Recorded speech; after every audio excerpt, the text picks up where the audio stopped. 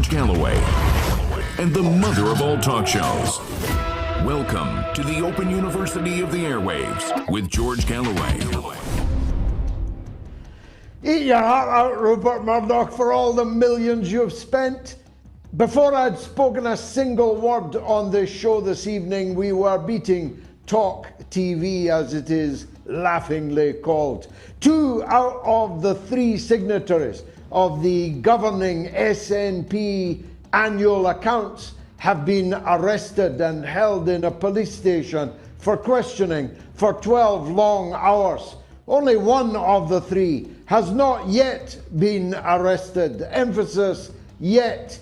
And that third person is Nicola Sturgeon, the erstwhile First Minister of my country of Scotland. This is unprecedented territory. If the police have got this right, they have made history. If they've got it wrong, just like the Rangers prosecution, they're £100 million down and counting. Actually, add another 100 to that. And Robert F. Kennedy Jr. is off and running with a powerful and moving speech in Boston, Massachusetts, where else? The home country of the Kennedy clan. God bless him. I wish him every success. I don't think he's going to win, but wouldn't it be a better thing to have a Kennedy in the White House than a Biden? Of that I am perfectly sure. And just breaking, too late for us to bring it to you in depth tonight, the story of all time. And breaking where? On the Grey Zone, obviously. And by whom? By Kit Clarenberg, obviously. The story alleges from court depositions that 2 of the 9/11 hijackers were agents of the American CIA. And the gardener sows the wind and will reap the whirlwind. That's right, Joseph Borrell, at his infantilizing, Orientalist best, is warning China that everything depends on their behavior. Well, in the garden, things ain't as lovely as they once were. But in China, as Claire Daly, who's just returned from there, the Irish member of the European Parliament, said, it is literally jaw-dropping, the speed and vastness of the progress being made.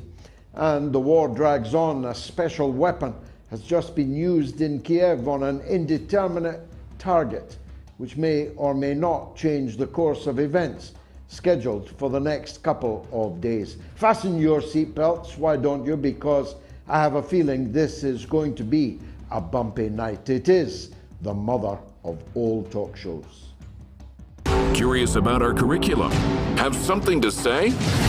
Then call us now to join the debate on the mother of all talk shows. The only education you can get for free.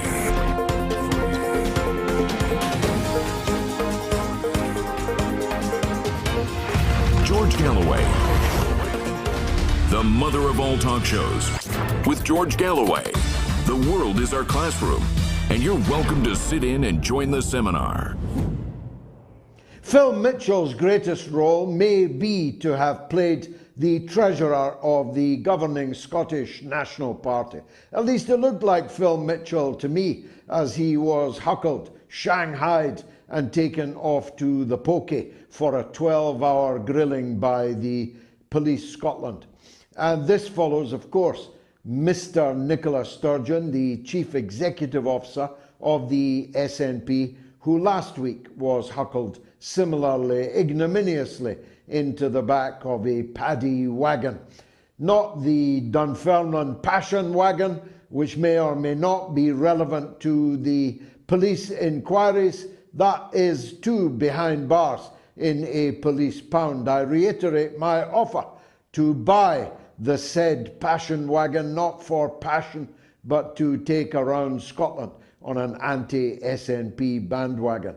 I'll start the bidding at £10,000, officer, if you'll let me have it when the time is right.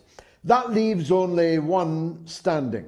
The 3 signatories of the SNP's annual accounts, which are the proximate reason for the police investigation. You'll recall the £600,000 ring-fenced fund for an independence campaign, which, not resting in the accounts so much as woven through the accounts, turns out to have been spent on many wild and wonderful things, the least of them being a campaign for independence. Woven through the accounts, well, we'll see. Both of these men are innocent until proven guilty, as will Nicola Sturgeon, undoubtedly the next to be arrested. Indeed, according to the London Times Scottish edition, now running on the press, that arrest may come tomorrow. If it does, it answers the question as to why she so abruptly demitted office as Scotland's First Minister just a couple of months after assuring everyone there was still plenty of gas in her tank or lead in her pencil. I forget which metaphor she used. And all those feminists and couch potatoes on the London sofa shows who said it was about her right to privacy, her becoming tired of selfies, not being able to let her hair down, so to speak, not being able to express herself, and how she was undoubtedly destined for a big job in the European Union or in an NGO like David Miliband, perhaps over in the United States on hundreds of thousands of pounds a year. All of that was a tidal wave of guff. If the Times is right and she is arrested this morning, then that is why she departed from office in such a hurry. Get the door, Frank, and off she was in a puff of smoke, and perhaps tomorrow we'll understand why. I'm not going to go into the case, of course, but it's beginning to look to me like the hapless Hamza Yusuf, the new First Minister of Scotland, is a dead man walking. This government of his cannot possibly sustain this level of pressure, dependent as it is on a tiny group of crazed gardening section government partners, the so-called Scottish Greens, who care far more about personal pronouns and transgenderism than they have ever cared for the Scottish countryside, for the Scottish environment. Indeed, a significant number of them aren't even Scottish at all. They're not Scottish, they're not Green. They're freaks. It's a freak show, the Scottish Green Party.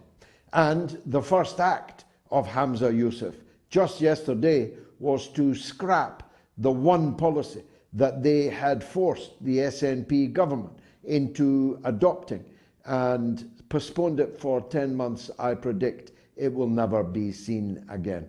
They, of course, were also the trailblazers for the so-called Gender Recognition Act, which permitted men, merely by so declaring, to transform themselves into women, ending up in women's prisons with all the horrors that we know are attendant upon that. They were also the trailblazers in the so-called Hate Crimes Act, which made it a criminal offence in Scotland. Luckily, I'm not there.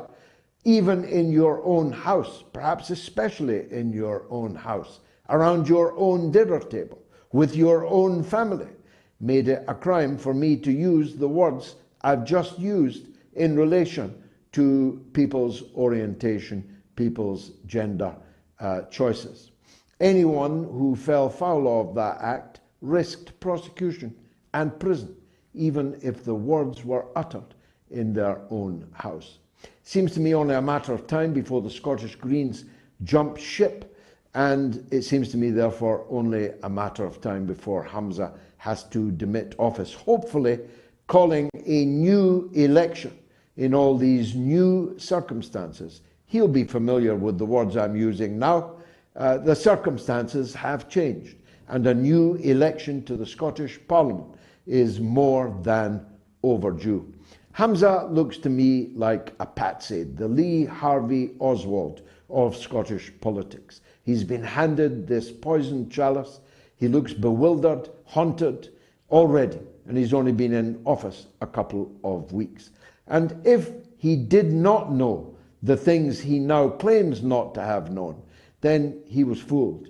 If he did know, and he's pretending he didn't know, that truth will be out, as all truths are now coming out in a torrent in Scottish politics. Bobby Kennedy Jr., what a name to have when you're running for office, is off and running in a poignant and very moving and powerful address in Boston. Today, he launched his bid to be the Democratic Party's candidate in the presidential election of 2024. To have a Kennedy rather than a Biden in the White House, well, wouldn't that be a fine thing? Mr. Kennedy does not, for reasons of affliction, have the beautiful, musical brogue of his father. Although his physical resemblance to both his father and his mother still alive at the age of 95, God bless Ethel Kennedy, 95 years young, and apparently neither she nor any other member of the Kennedy family wants Bobby Kennedy to run for the Democratic nomination this time. But run he is. He is his own man. He's a courageous and eloquent man, a man of great conviction, a man who will stand up to the powers that be in the United States, which is why he will not win. He will not be permitted to win the Democratic Party nomination. So let me be the first to appeal to him as someone who with all my heart wishes him every success.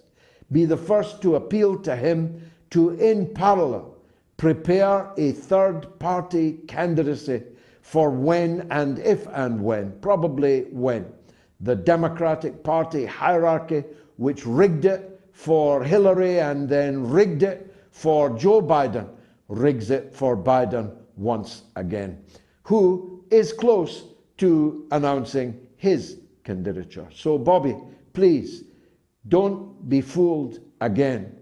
Not like Bernie Sanders. Don't do a Bernie Sanders. Be ready to go on your own as a third-party candidate when the Democratic Party's grandees stitch you up, member of the party's royal family or not. The gardener, Joseph Borrell, an unelected, irremovable bureaucrat at the European Union Commission, was at it again today. You'll recall he's the one who said that Europe was a garden and that beyond its boundaries was a jungle. Not guaranteed when you're the foreign minister to win you many friends or influence many people outside of the European Union you're representing. Deeply offensive, not least because very large parts of the European Union actually look more like a jungle than many of the parts of the world outside the garden of the EU. I'm dividing my time nowadays between Europe and China, and I'm in a position to tell you that China beggars belief. The pace, the scale of its growth, of its vaulting, gigantic growth, beggars description almost. And I'll be trying over the next months to explain more of it to you, but accept the word of Claire Daly, MEP, who said it was jaw-dropping, and she's just back from her latest visit to China. The level of growth, the development of people's personal wealth, it is simply staggering. China has built 37,000 kilometers of high-speed rail in the last 10 years. The United States has built zero, zilch, nothing, none, not a single mile of high-speed rail exists in the United States. And China has built 37,000 kilometers in 1 decade, and it hasn't stopped yet. If you look at a map of the Beijing Underground from 10 years ago and compare it to the Beijing Underground now, you would not believe the level of development. Britain can't even lay 20 miles of so-called high-speed track between London and Birmingham to knock 9 minutes off the journey, whilst these Chinese trains are travelling at 300 kilometres per hour. A flash goes by and it was a train full of people, business people, tourists, people of all kinds who are part of this rising tide of Chinese economic strength. China has, in my opinion, already overtaken the United States of America as the world's biggest economy, though China does not concede that and will be slow to concede it. It's part of the Chinese character to appear weak when you're strong and to appear strong when you are weak. Well, they say they're in second place. I say they're in first place. One thing is undoubtedly true, that the level of trade now in RMB, the Chinese currency, is advancing at such a rate that the value and the reserve currency utility of the US dollar is falling off a cliff. It's falling off a cliff because everyone is turning away from the dollar and towards Chinese RMB. And that's because people are turning away from America. Kennedy said today that Joe Biden had destroyed American foreign policy. Well, he didn't invent that destruction. He certainly accelerated it. And it was never a great foreign policy to begin with. But that it is now being destroyed is self-evident to anyone with eyes. The Interior Minister in Turkey said today, and this is a direct quote, Turkey, a NATO ally, a candidate member of the EU, said the whole world hates America. Hates, he said, America. And don't speak to me, he said, of the European Union. The European Union is not a thing. Europe is now but a carriage in the American train, travelling not very fast because American trains don't travel fast, but headed inexorably to the cliff. The Turkish Interior Minister was speaking for public opinion around the world. They hate America. Not because they hate Americans, any more than I hate Americans. I've got American blood in my veins. My bookshelves are full of American authors. My music collection full of American artists. My sporting heroes, American sporting heroes. I've traveled north, south, east and west. I've spoken to large audiences from coast to coast. We love Americans, but we hate the role that the United States has played in the world. And we in Europe absolutely hate the way that we have been forced to commit continental suicide for the American determination to use the poor people of Ukraine as a spear in the back of Russia. A spear which is now broken. It is said, although it's sometimes unsaid, it is deliberately confused, that the Ukraine is about to launch what they call a counter-offensive. It will not succeed. It cannot succeed. It cannot succeed because a nuclear-armed superpower can never allow itself to be defeated in a conventional war by its next-door neighbor. Put yourself in the Russian shoes for a minute. Could the United States allow Mexico or Canada to defeat it in a war using conventional weapons? It's a preposterous idea. This is existential for Russia. Just like a Chinese-based Mexico or a Russian-based Canada could not be permitted to exist as an existential threat to the United States and would not be permitted to become so. So it is by definition impossible for the Ukrainian counter-offensive to succeed. But even leaving that aside, Russian power in eastern Ukraine is now so great that no counter-offensive can succeed, even on its own terms on the battlefield. The idea that Russia will permit a counter-offensive to take Crimea out of Russia or to recover Mariupol back to the Western Ukrainian Kiev authorities is simply ridiculous. The people themselves have already decided. They are Russian people, and they are going back to Russia. Indeed, they already have gone back to Russia. So this counteroffensive will achieve what? It can only achieve more bloodshed. And don't you think it's slightly strange that after a couple of days of fighting, the whole world is demanding a ceasefire in Sudan, but nobody wants a ceasefire in the Ukraine? Blinken said a ceasefire in the Ukraine is unacceptable, but he's demanding one in the Sudan. That and 1,000 other reasons shows you exactly the nature of this proxy war for which the poor Ukrainian people have paid such a heavy price.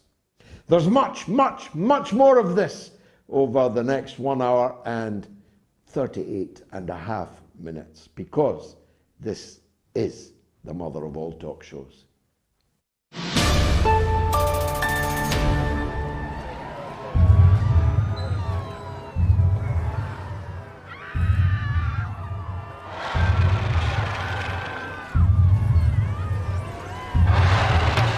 Mr. President, we got a report of a 50-foot woman marauding through Washington, sir. Thank you, Captain. But I'm looking for a shorter woman, one who likes to take long strolls in the park and yell at minorities. She's not looking for a date. She's terrorizing the city. Is there a difference? A little levity. Call in the military. We are the military, sir. Boy, we got here fast. We better do something, right? Shall I scramble the jets, Mr. President? No thanks. I'll just take a muffin and some coffee.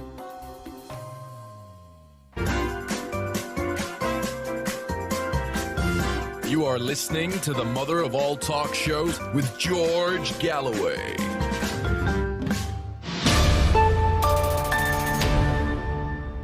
Do you want my number? If you're in the UK or Ireland, it's 08081 965522. That's 08081 965522. You can call me and it won't cost you a penny. Ditto in the US and Canada, toll free, +1 844 944 3344. +1 844 944 3344. And if you're in the rest of the world, which I guess is most of you, it is 44203 966 2625. That's 44203 966 2625. Now we're running a poll tonight. Where is the next major war? You may think that an academic question, but trust me, it ain't, as you'll discover in the second half of the show. The possibility of large-scale war in the Persian Gulf, in the Middle East, is very real, and everybody knows what NATO has planned, at least, for China and Taiwan. So the poll is, where's the next major war? A, Taiwan, B, the Persian Gulf, C, the Middle East. You can vote on my Twitter feed, on this YouTube channel, on my Telegram channel, t.me/George Galloway, or on the YouTube community poll. And many thousands of you have already cast your votes, and it looks rather like Taiwan is favourite, if the word favourite can be used here. Now we're back broadcasting on Twitter tonight. Don't ask me how that happened. I was told that last week Twitter's policy no longer allowed live feed, but I'm very glad to say we're back on that. We're on Rumble, we're on YouTube, of course, we're on Facebook. Our numbers are rising and rising. More than 1.2 million people have watched all or part of the mother of all talk shows in the last 7 days. If you know anyone who would like to put their name as a sponsor on that kind of an audience reach, tell them to get in touch.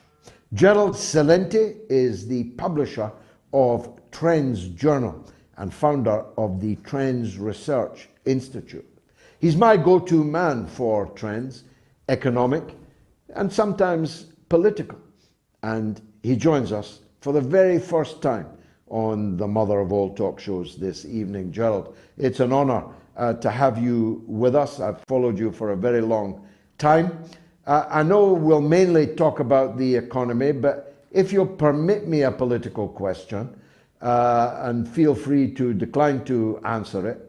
When Hillary Clinton said this week that Donald Trump will not be president of the United States in 2024, do you think she had some inside knowledge, or is she reading the runes? And if she is reading the runes, do you read them the same way? Well, why believe anything Hillary Clinton would say, number one? And number two, being that you have that great hat on, I figure I better put mine on too. That is a beautiful hat, Gerald. It's beautiful, man. This hat was my father's, may his soul rest in peace. And my grandfather brought it back from Italy in 1957, from Avellino in Italy. So anyway, if you have your hat on. No, keep it on, please. Keep it. I gotta it's have a battle mine of the on. hats. All right. Yeah. So, it's who knows, what's going on with Trump. And I have to tell you, when you look at the polls, and by the way, I'm a political atheist. And the whole system to me is a corrupt system. And, they're murderers and thieves. By their deeds you shall know them. And you mentioned a lot of them as I was waiting to go on the air. And so we were the first magazine in May of 2016 to call Trump a winner. And so Clinton hates Trump, and she's going to do everything she can to destroy him. But there's also the feeling in America that most of the people are disgusted with the two parties as well. And nothing's going to change as long as the, as I call them, Republicans and Democrats are still in power. A phrase is born. Do you think Bobby Kennedy could maybe kick that trend? He seems, well, almost saintly by comparison. If you go back to my podcast going back into December, I said that the best ticket in America would be RFK Jr. and Judge Andrew Napolitano. And I've been saying RFK Jr. now since then, and today he's supposed to officially announce it. Yes, I think he could win it. I mean, think about it. This is a guy whose uncle was assassinated, the president of the United States. His father was assassinated. You think this guy has feelings and emotions that are different than anybody on the planet? I did a talk for Ron Paul, it was called The War on Us, back in 2021 in DC. And I was the speaker.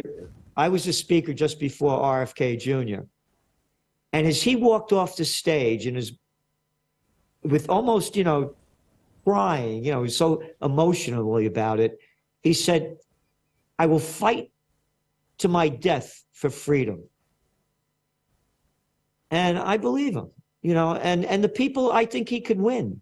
But again, when you look at the media and the way that they're saying that he's running, I think I have an article right over here, actually, one of them.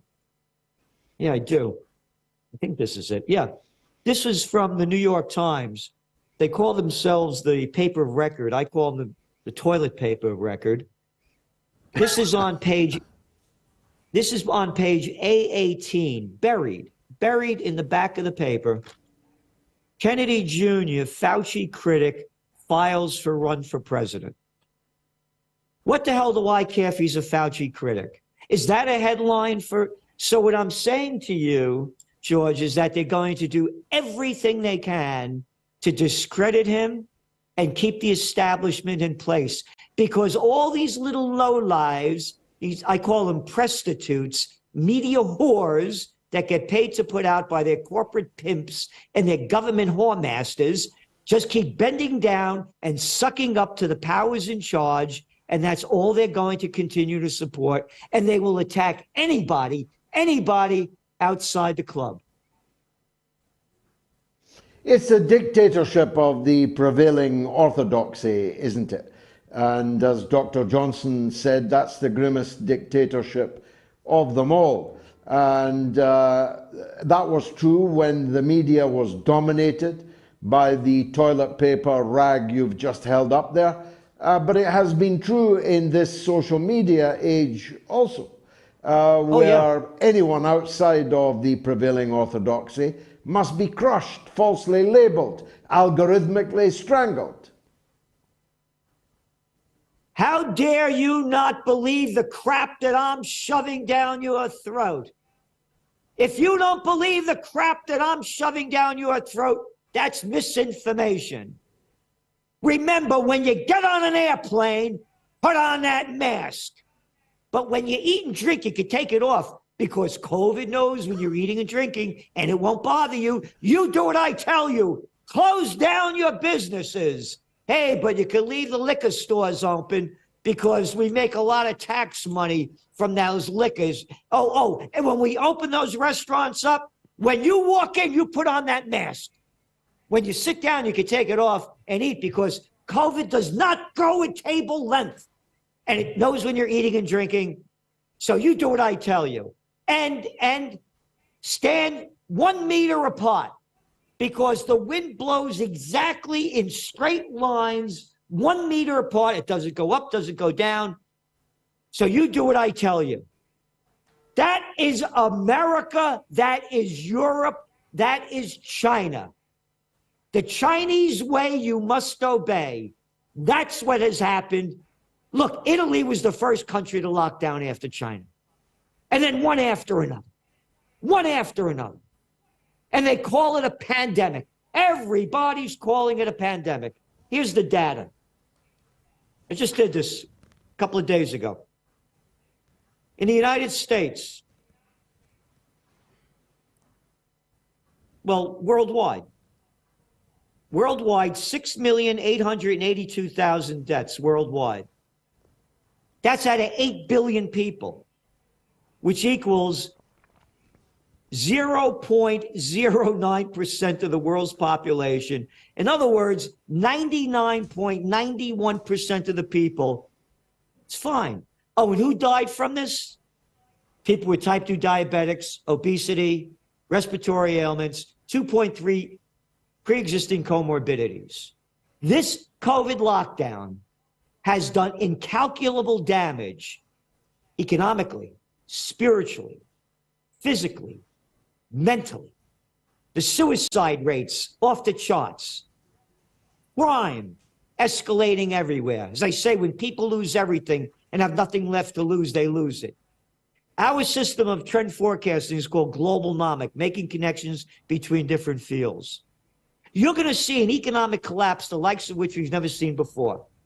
I mentioned about the COVID war. You're not coming to work at home. Oh, and the geeks were the first ones to do that. Oh, and those oh boy, did they benefit from it too, the high-tech industry. Oh yeah, we're ordering from home, we're Zooming from home, we're working from home, we're learning from home. Oh, their stocks boomed. Okay, now people are home week after week, month after month after month after month. They're saying, I've been commuting an hour and a half each way to work, getting up at 5 o'clock in the morning. I'm not doing this anymore.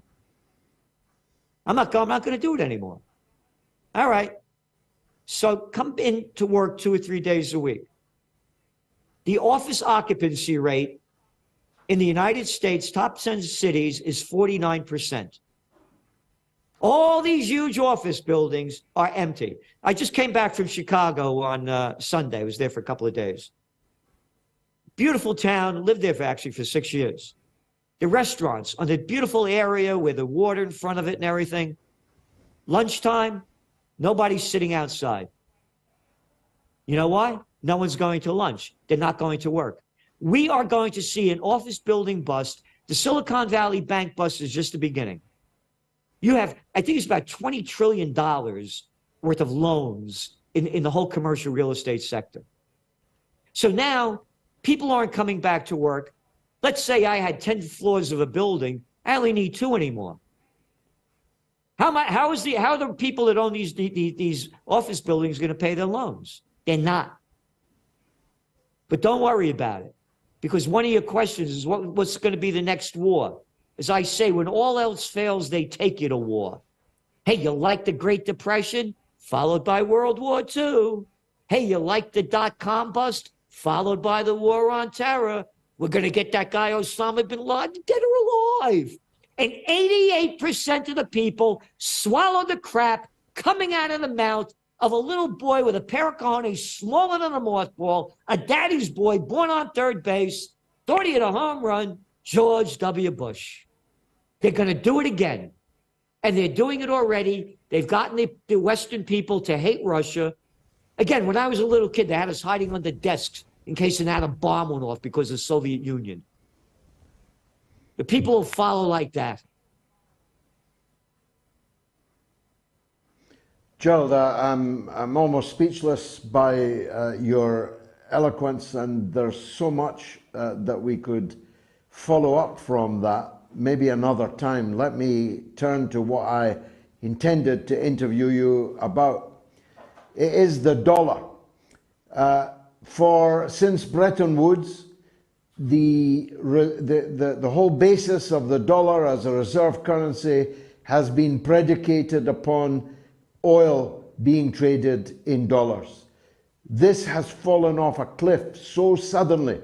If you look at the numbers, and I got them from you, between 2021 and 2023, the accelerated pace at which people were abandoning the dollar monopoly has become so dramatic that if you express it in a graph form, it looks like the dollar is plummeting. How quickly do you see a day of reckoning for the dollar as the world's reserve currency? All right, let's go back and look at it. You mentioned Bretton Woods. And then something happened in 1970, I think it's 71 or 72. They took America off the gold standard. That was the beginning of the end. You were also talking about how the countries dislike America.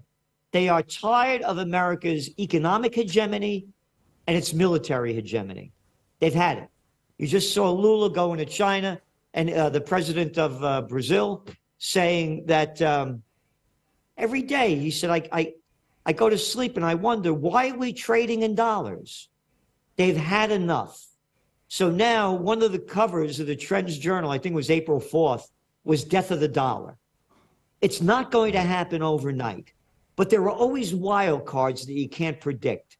And one of them is, and you've mentioned it, is if they take us off the petrodollar. And again, that happened also in the 70s. So if they take us off the petrodollar, it's over. It's over. And now I want to make this very clear. The reason the dollar is strong is because United States interest rates are high. So it's a good bet to bet on the dollar when you have these high interest rates. And now on May 3rd, the bet on the street, 90% is that they're going to raise it another 25 basis points, the interest rates. That will keep the dollar strong for a while. But the end has happened. It's going to be a steady decline. The world has had enough of America. As a Napolitano born in the Bronx, 1946, right at the height of America after the war, I am heartbroken to see how low this country has fallen. You were mentioning how you love America and so many things of it. You mentioned the music. The music of America is the soul of America. From ragtime to swing, to R&B, to rock and roll, to Motown. And now it's no town. It's one bad rap. You look at the style, the dignity of my parents' generation when they came to this country, when it was the land of opportunity, and they were laborers. They worked in fish stores, and you see the pictures of their wedding and how elegant they looked. When this country had style, grace, and it was the land of opportunity. Now it's the land of the bigs. You can't make this stuff up. What's that big management firm, asset management firm? BlackRock? What's the guy's name that runs it? Fink. All right? No. We've been finked. Wow. Gerald Celente, I'm sure that I join every person watching this and saying, I hope you come back very soon. In fact, you and I should be a double act. Yep. We'll hit the road as a double act. Thank you for what you do. I very much appreciate being on. Thank you. God bless you, and look after your dad's hat. I hope my son looks after my hat as you have looked after that. Where is the next major war? Well, overwhelmingly on Twitter, it's Taiwan with the Persian Gulf and the Middle East coming in second and third. Although that's 30% of the people think it will be either in the Persian Gulf or the Middle East. What if it is in both at the same time? On YouTube, 67% Taiwan. Telegram, 68% Taiwan. YouTube community poll, 74%. Let's take a quick break. I'll be right back.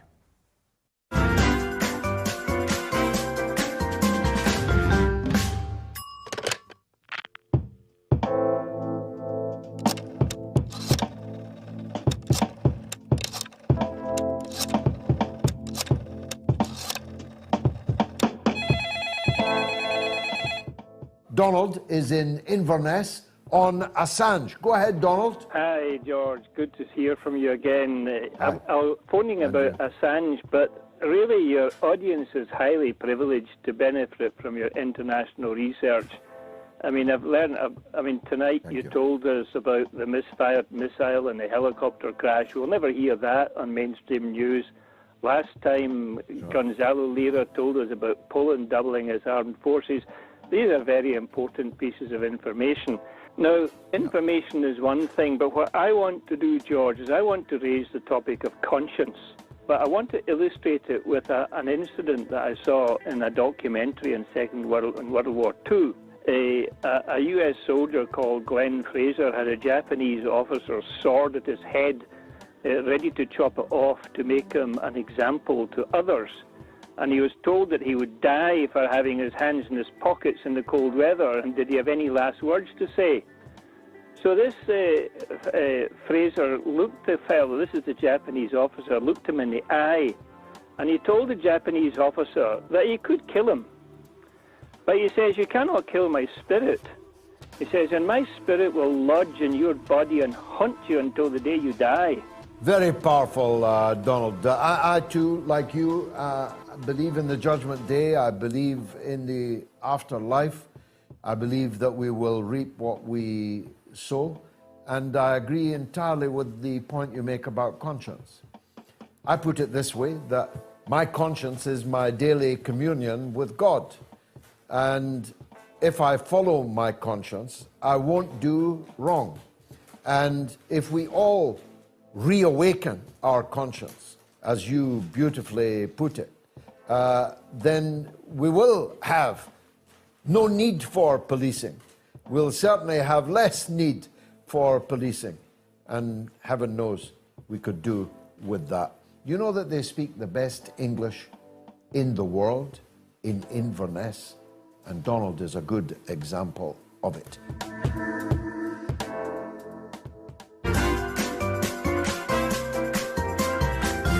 You are listening to the mother of all talk shows with George Galloway.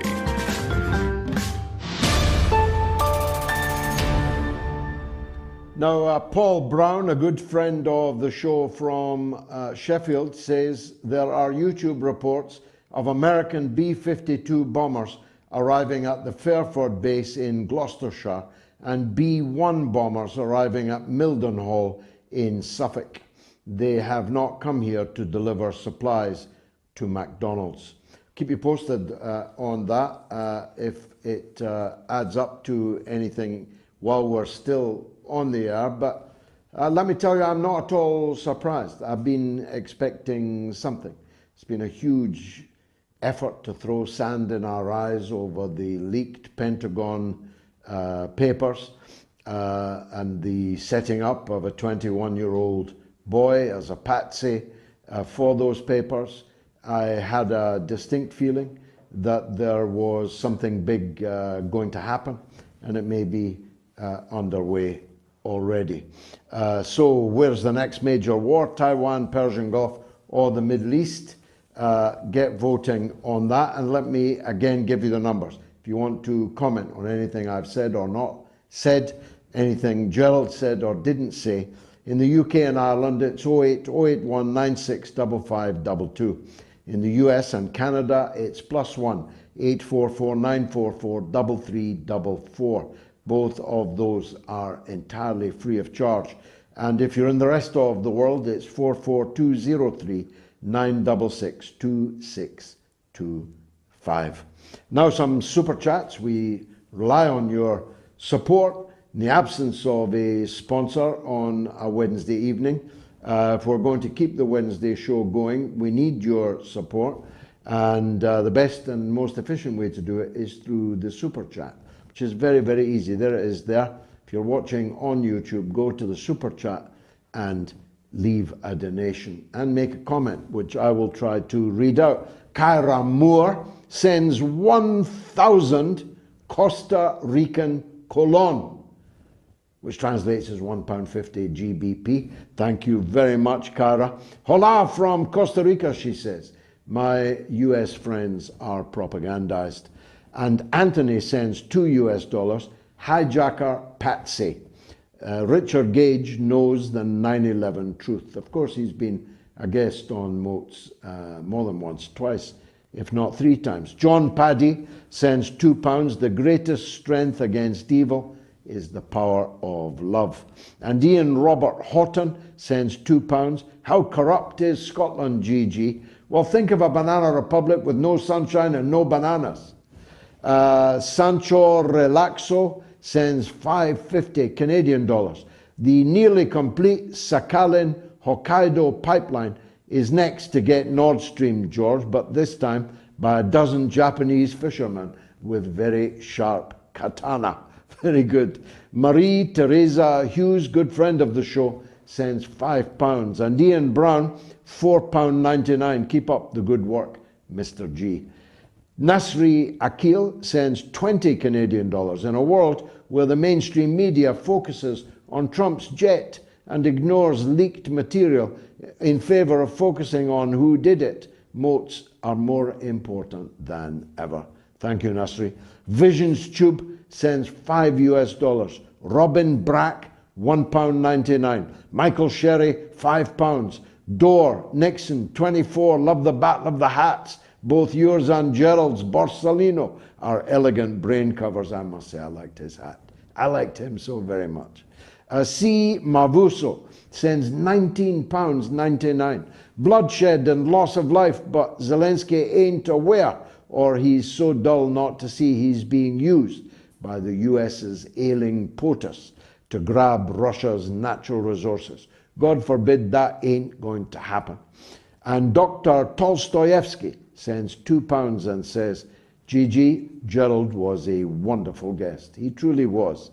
On the line is Simon in Florida, who's in a way our RFK correspondent. We're always delighted to hear from him. Simon, go ahead. Thank you so much, Mr. Galloway. Well, today, I think we truly have seen the political version. You'll be well aware of the term revolution in military affairs. Well, today in the United States, unfortunately, with very poor timing, I believe, we've had a revolution in political affairs because, unfortunately, Mr. Kennedy gave his speech at 5 p.m. London time, noon New York time, 9 a.m. Los Angeles time. I happened to be in a restaurant. I extended my lunch and listened to the entire 1 hour and 56-minute speech. And it was an incredibly powerful, poignant, and truthful presentation. But I was looking at the 100+ people in the restaurant all around me, thinking, I'm the only person out of all of these people that is hearing this through my earpiece. And so I'm really concerned that in America, it's going to get summarized to 5 minutes on the late night talk shows, and people aren't going to understand the magnitude of what he has expressed. Now, you have correctly suggested that he was talking about Biden destroying America's foreign policy, and that was close, but what he actually said directly was America's foreign policy has collapsed, past tense, not it's shaky, not I can fix it, it has collapsed. Then he said the Brazilians and the Saudis are pulling away from the dollar. We're spending too much on our military overseas.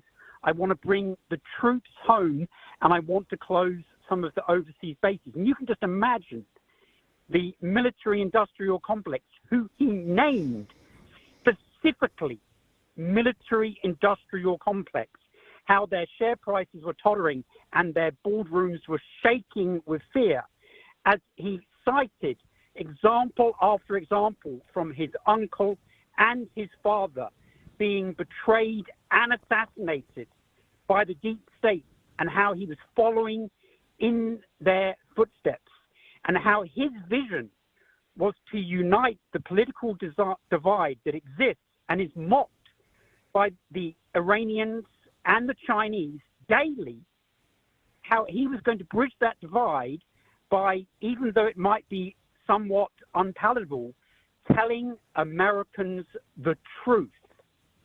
And that in itself was absolutely extraordinary.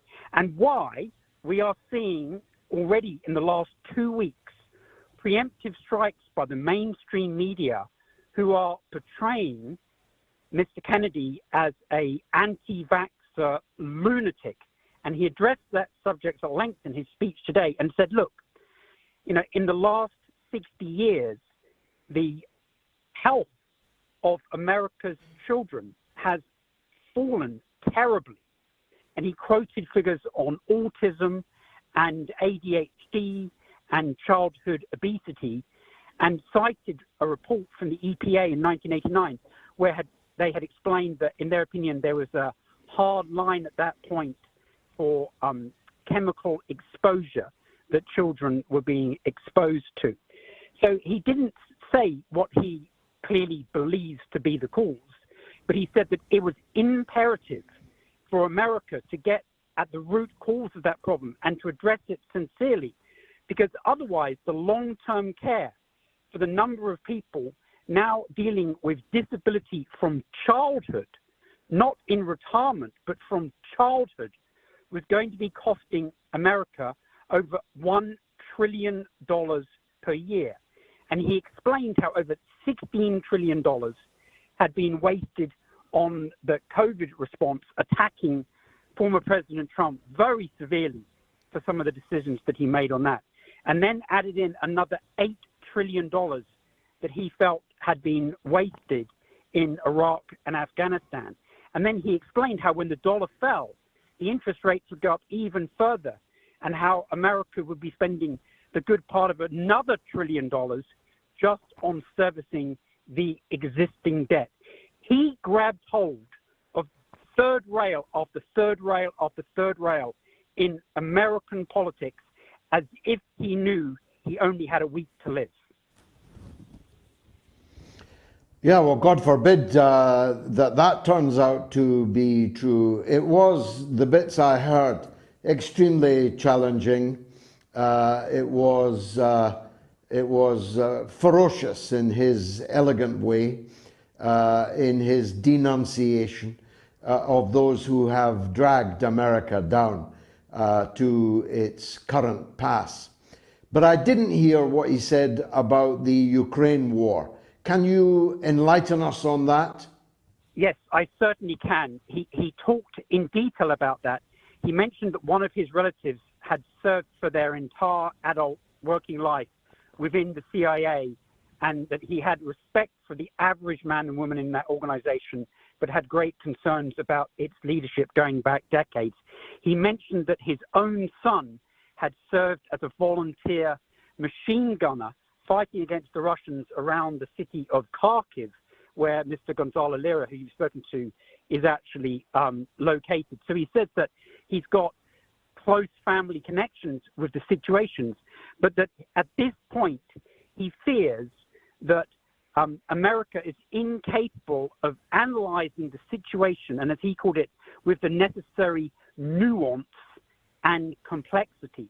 And that after much consideration, he was coming to the opinion that America's involvement in Ukraine was not in its national interests. And there are a lot of other pressing issues to deal with. And he compared it directly to Vietnam, which was starting at the end of the Kennedy administration before he was assassinated.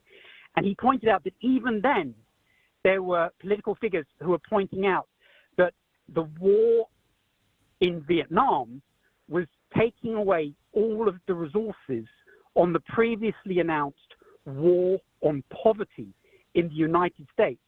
And he called upon a veteran in the audience, and he said, this man on the 1st of March received a telephone call that 15 million other Americans received, telling him that his food stamps, which are like part of universal credit in Britain, it's literally to help you buy food. And we also have health support here, which is called Medicare. And he said that millions of people are being taken off Medicare, and tens of millions of people are having their food stamps go from $280 per month to $25 a month. And he said, how can any person live on $25 a month when at the same time we've now sent approximately $130 billion to Ukraine, and that may not be in our best interest? So he made a very, very powerful presentation about Ukraine.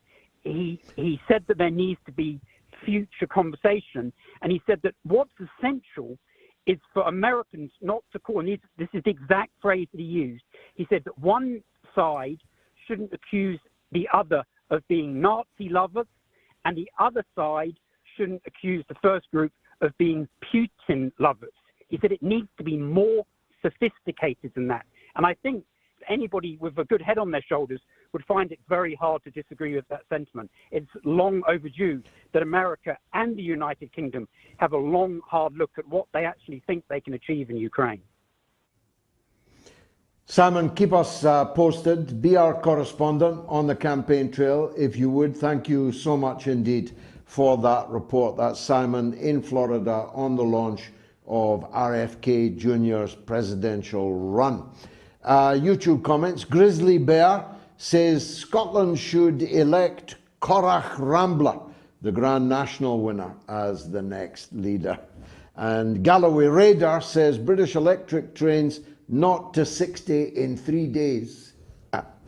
And Moy Bill says Claire Daly needs to be running Ireland and get rid of the leprechaun. Indeed so. Ushman says the US empire is desperate and lashing out as the dollar is dying. Now, time for one last call before the break. It's James in Canada, in Ontario, on James Melville from last Sunday's show. Go ahead, James. Yes, first, may I say that whenever I need a cheer up, I get your YouTube address to the U.S. Senate. It was beautiful spanking you gave that man. Anyway, thank you, sir. Mr. Melville on Sunday, I didn't spoke a number of things, but then he began to talk about social credit. Now, yes. I was 50 years ago, I was the vice president of the Social Credit Party of Canada. And so I know something about social credit.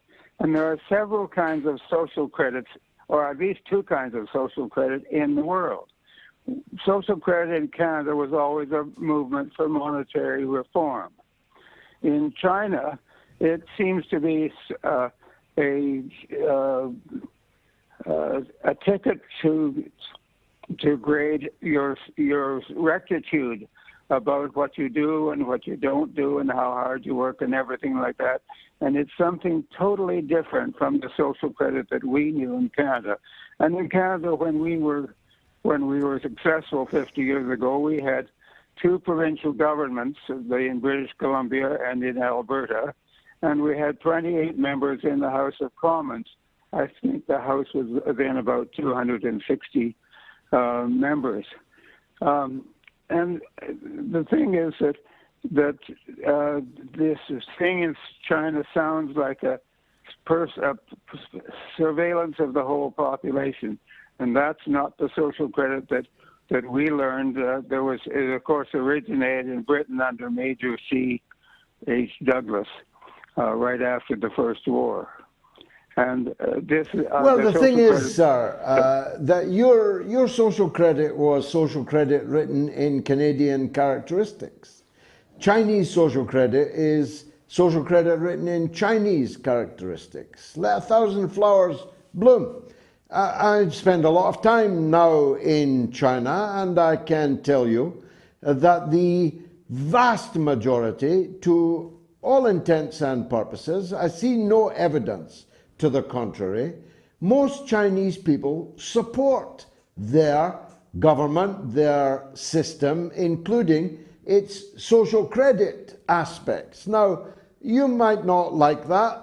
I might not like it here. I like it better in China than I would like it in Britain. That is for sure, because I don't trust the British government. I wouldn't trust them to go out and buy a loaf. But I would trust the Chinese government more. But it doesn't require me to support it, or you in Canada to support it. The good news is China is not trying to export its systems to us. China merely insists on its right to follow its own path, and Canada can follow its own path.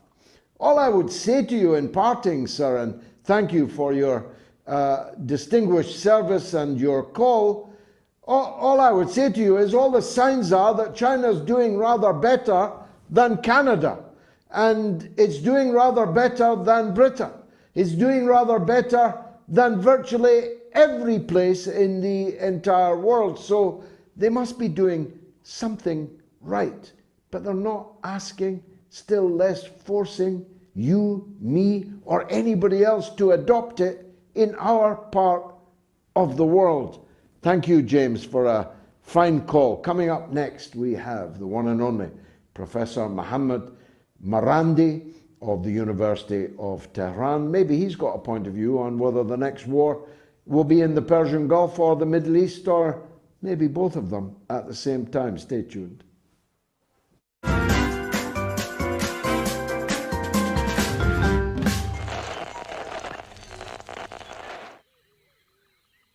The airwaves. This savannah is a rigid dichotomy of fact and fiction. As Fisher says, the Twitter sphere where the slightest misjudgment can spell being cancelled.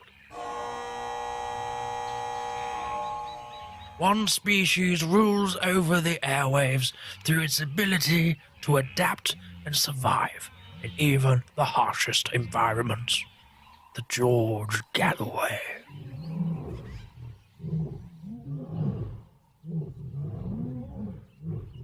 The top cat in these parts, it is mostly active on Sunday evenings in Britain and mid-afternoon in the United States. It seldom roars during the day. Most notable for its wide variety of headdress, it protects these parts from the mainstream media. You can catch this fine specimen on the mother of all talk shows. Don't pick a fight with it. They've been known to bite back.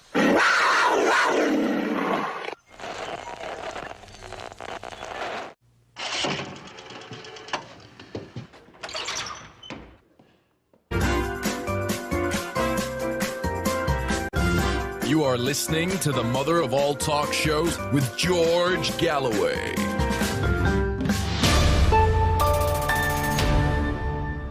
Now, an update on that plane issue that I raised earlier, a different point of view. Heimer Mobiler has been in touch to say no B-52s to Fairford or B-1s to Mildenhall today, but a lot of F-22 fighters went to Poland recently, I doubt for a holiday. Thanks for that. If anyone has any further information, please let us have it. Where is the next major war?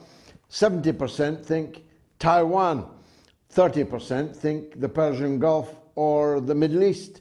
Who better then to speak to next but the one and only Professor Syed Mohammed Marandi, Professor of English Literature and Orientalism at the University of Tehran, and quite the best advocate of events in Iran and around the world from Tehran that I have ever seen or heard, and I'm very glad to say he's back with us now. Professor, let's start with that question we're asking. Overwhelmingly, people think there might be a war in China, with China, over Taiwan, in the Straits, in the South China Sea, but 30% of people think that the next big war will be in the Persian Gulf or the Middle East. I must say I lean towards that point of view myself. What would you say to our poll? Well, it's sort of like fire and ice. I really don't know. Hopefully it will be neither, but I think the chances for war in both regions is pretty high. In the case of Taiwan, the United States is taking a position from which it can't back down, and Taiwan is a Chinese province, and the Chinese are not going to back down. So it seems that some sort of conflict is going to be inevitable unless the Americans back down at some point. Or in Taiwan, there is some sort of major political upheaval and the opposition gains power by a huge majority or through some other means and forces the Americans to back down. In our region, while there is a lot of good news coming from the Persian Gulf region, the rapprochement between Iran and Saudi Arabia and Yemen, Saudi Arabia and Syria, the Emirates in Syria, Kuwait in Syria, all of that is good news. And maybe the Turks will be able to come to terms with the Syrians and withdraw. We'll have to wait and see. But I think the government in the Israeli government, the Israeli regime right now, is pushing the country towards war, and the faction in power now is I compare the liberals in Israel and the current extreme right-wing government. I compare them to Al-Qaeda and ISIS. And ISIS is tougher than Al-Qaeda.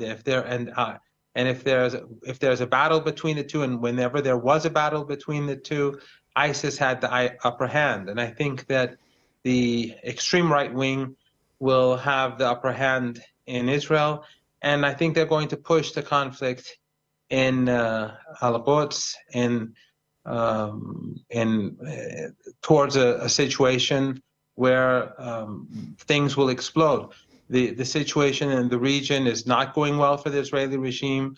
Israel's source of strength comes from Europe and the United States, which are without a doubt declining powers. Every day that the war in Ukraine continues, Western power declines just a bit more, and that has consequences for the Israeli regime.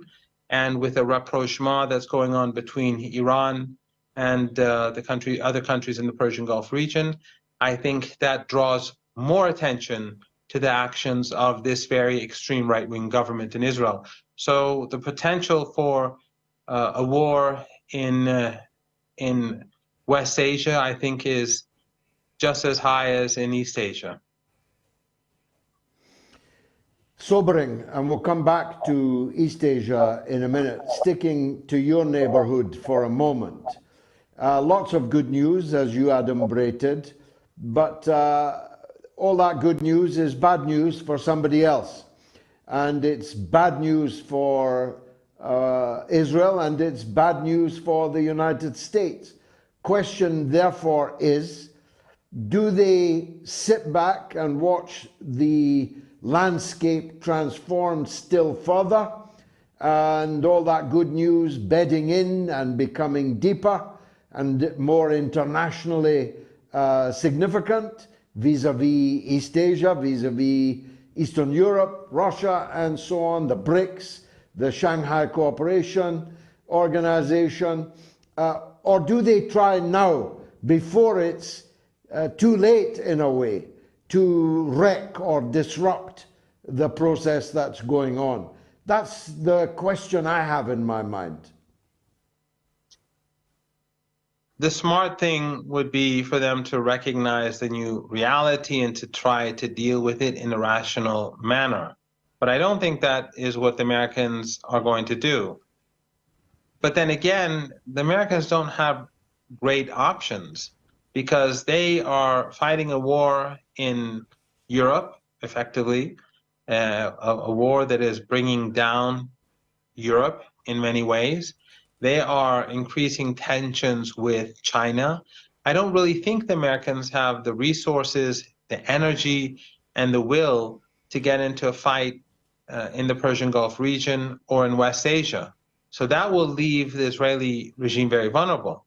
And if the Israelis do something very stupid, like bring down the Al-Aqsa Mosque, I think that anything could happen. And you will see those countries that establish relations with the Israeli regime break off ties. You will see a huge amount of violence, because there will be universal outrage across the region. Those countries that have relations with the Israelis would not want to be seen to be having anything to do with them. So, but then again, the new regime, the current regime in Tel Aviv, is extremely right-wing, and I think that Netanyahu, regardless of how immoral he is, he's more or less a hostage of this very right-wing faction, because his fate is in their hands. If they dump him, he probably goes to jail. So these people are very ideological. They occupy, most of them are in the West Bank, and they are determined to have their way. And they're not politically correct like the liberals. They're very clear and open about what they want to do to the Palestinian people and to Beit al-Muqaddas. So, or the Al-Aqsa Mosque. And so we'll have to see. But again, I don't see how the region can escape war. When will that war happen? I don't know. But for at the moment, I feel that the war, instead of being in the Persian Gulf, because earlier I would have said that the chances for war in the Persian Gulf were higher. But now I don't believe that anything in the Persian Gulf, anything bad will happen in the Persian Gulf, because everyone is moving towards a new relationship and a rebuilding of relations in the eastern part of West Asia. But I think now we have to keep an eye on the Mediterranean. Now, as you know, I've been involved, perhaps too involved, in this part of the world for more than 50 years. I have been in the Palestinian issue very, very closely indeed. And I have never known a time, and never imagined that a time would come, when, short of nuclear war, Israel is outgunned now. The balance of military power has shifted decisively. Israel could be struck by missiles, increasingly powerful and sophisticated missiles, from half a dozen angles, maybe a dozen angles, from Yemen, from Iraq, from Syria, from Lebanon, from Gaza, leaving aside any direct involvement from the Islamic Republic of Iran, Israel cannot actually defend itself from missile attacks of hundreds, maybe thousands of missiles raining down upon it. So short of what you might call the Samson option of destroying everybody and the whole region in a nuclear cloud, the balance of military power has shifted very, very decisively, begging the question, why would Netanyahu and his gang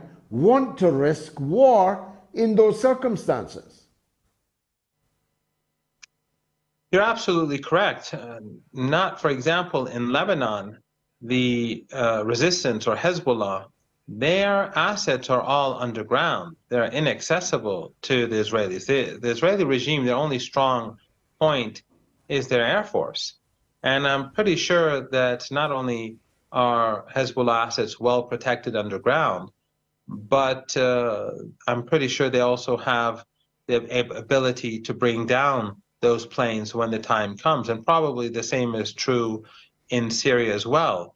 So the Israelis are not only vulnerable from Lebanon and Syria and Jordan and Gaza, but also their assets in the Mediterranean Sea are vulnerable, and as you pointed out, in the Red Sea too. So they are in no position to fight a war. But the problem, I think, is that the Netanyahu is trying to stay out of jail, and therefore he has to go down the road that the extreme right wing, his extreme right wing allies, have paved for him. And these people have their ideology is basically pushing them in this direction. So I don't think that they are they're looking at the battleground or the potential battleground, as they say, in an objective manner. They're looking at it from a very emotional perspective. And I think there's also an element of exceptionalism too, just like the United States. When the people have an exceptionalist ideology, I think it prevents them from seeing things as they are. They see themselves as invincible somehow. And that's one reason why I think the American government is in such a bad state, because administration after administration, they've been making decisions in this bubble in Washington. They see themselves, or at least they want to see themselves, as invincible. So they keep making foolish and stupid mistakes, which further diminish their power.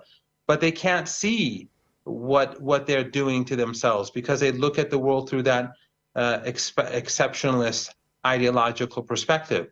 And the Israeli regime, their ideology of exceptionalism and supremacism, I think makes them wish to see their potential adversaries as incapable and backward and so on. So I think it's a combination of these two things, both that exceptionalist worldview, but also the fact that the internal struggle in Israel has particular characteristics today that we've never seen before. True. Finally, Professor, China has a long track record of support for Palestinian rights, as indeed has Russia and the Soviet Union before it. And China has expressed through the foreign minister in the last couple of days that the need for meaningful negotiations, not the farce that we've been treated to for the last 30 years or more, but meaningful negotiations, might be something that they might be interested in brokering in the wake of the tremendous success that China has had in such things over just the last few weeks and months. Do you think there's any possibility of that? You think that has legs? Well, if you mean between the Palestinians and the Israeli regime, I don't really think so. I think that since Oslo, those of us who are always very skeptical about Israeli intentions, we've seen how the Israelis were colonizing the West Bank in a way in which a two-state solution would be impossible. And I say that even though I don't even accept a two-state solution, because I think that an apartheid regime is an apartheid regime, whether there's a two-state solution or not. The right of return, Palestinians having equal rights, all of that has to be a part of the whole of Palestine. But that aside, the Israelis from the very beginning never intended to allow for a real two-state solution. They were buying time. And the way in which they've colonized the West Bank, especially with these extremists, these very right-wing people, leaves really no space for a two-state solution. These settlers, these colonizers that have basically come from Europe and Western countries, they're not going to leave. And no one in the Israeli political establishment is ever going to be able to remove them. So that's why I think that we are moving in a direction where the Israelis are ultimately going to lead their country, their regime, towards war, and it will probably be a very devastating war. I don't necessarily believe that the war will bring an end to the regime, but I think that it will diminish it significantly, and I think that will probably cause many Israelis to leave and many others to reconsider the whole Zionist project and the whole apartheid system. But again, I can't predict tomorrow, so I have no idea really what will happen in the future. But I don't see any hope for a peaceful settlement unless there are Israelis who are opposed to apartheid. There are Israelis who oppose Israeli Jews who oppose Zionism and who believe in equal rights. But at the moment, they're a small minority. Unless somehow there's a sea change in Israeli public opinion, I think that we are heading for some sort of conflict somewhere down the road. Professor Morandi, as always, a pleasure to talk to you. Thanks very much for joining us. Where is the next major war? 11,668 people have voted, and still pretty overwhelmingly, around about an average of about 70% think it will be in Taiwan, 30% in the Persian Gulf or the Middle East. And as I've just been discussing with Professor Morandi, that could indeed include both of them at the same time. Let me take a very quick break, then it's on with your calls for the rest of the show. Stay tuned.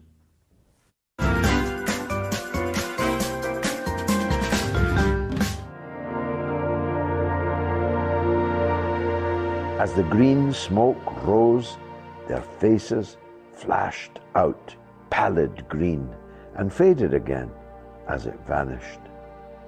Then slowly the hissing passed into a humming, into a long, loud, droning noise. Suddenly, a humped shape rose out of the pit, and the ghost of a beam of light seemed to flicker out after it.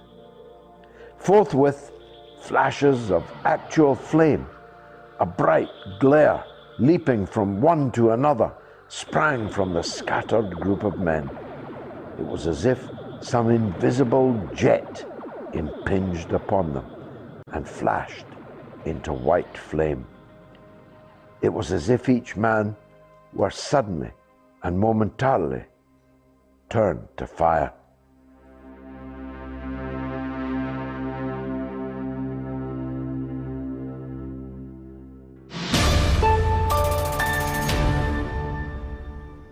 That was on my Patreon. A big thanks to the people who support me on the Patreon page. I really have come to depend on the income from that. It costs £1 a week the price, not even the price of a cup of coffee in an insalubrious cafe. If you think you could stretch to that, please support me on Patreon, patreon.com/George Galloway. Now, the MOATS team have added a tiered system on my Patreon page where you can become an official MOATS graduate. How about that? I speak as someone who graduated from nowhere, from the factory floor in Michelin. But you can become a MOATS graduate and legend. You can give a regular donation to support the show and my work. You can now upgrade from a mere Patreon to a MOATS graduate at £10 a month, as opposed to £5 a month, I think it is. And you can receive official MOATS legend status for £20. I don't know what else you get, except if you call up, you'll be called a legend and put right through onto the show. So that's £5 a week, the price, I'm told, of a pint, although I'm the last man in the world to even know what that even means. New Patreons tonight, I'm really grateful to you. Chris, Steve Reynolds, Juan Molina, Mo, Sejo, Eileen Gibson, Bruce, Danieluk, and Jason Buchweiss. And David Nimmo has pledged to become a MOATS legend. Thank you very much indeed to all of you. Here's some comments from my patrons. Andy says, wow, Gerald Celente was an awesome guest. He knows what he's talking about. 10 out of 10 for yet another awesome interview. Actually, I had hardly any need to interview him at all. He just spoke, and so brilliantly. We definitely want to have him regularly. Teresa Kelly, my good friend in the US, says BRICS countries have become a huge military target the moment they formed an alliance in 2009. The warmongers learned nothing from their vile proxy war with Russia. Here's hoping all their upcoming heinous plans for China also backfire. And so say all of us, Teresa. Simon from Florida must surely be heading towards the status of Norma from Bristol. Fagash Flow on Twitter. He is indeed in the queue for legendary status. We'll give him a few weeks yet. James Lenihan says, I'm glad to see you're having Gerald Celente on your show. He has a great weekly economic journal that I subscribe to. Could you ask the Worldwide University to remember the people in Indiana and Ohio who are being poisoned while being told by the FDA, that's the Food and Drugs Administration, that they are fine? From Shalom from Fort Collins, CO. Is that Colorado? Graham Briggs-Witt says, what's the latest on Julian Assange, considering Anne Sakulas and the rest of the criminal set, as you say, Pompeo, and then there's Newland, etc. Indeed so. Harry is in Essex on the very Julian Assange. Harry, on you go, sir. Hello, George. I apologise in advance because what I'm going to is extreme.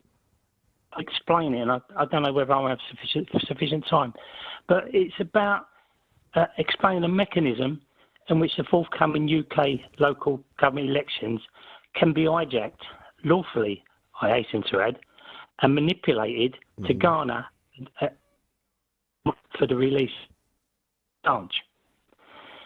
Do you want me to go on? Yes, go on, you're welcome. We're not in the electoral period yet. Yeah. At least I don't think we are. And we're a global show. Yeah. Well, the thing is, I apologise to in other be able to and be able to do it in their own countries.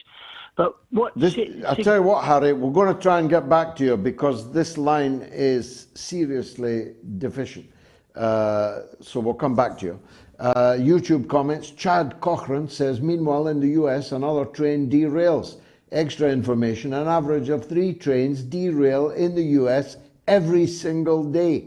There were 3 major derailments in China in the whole of last year. Wow.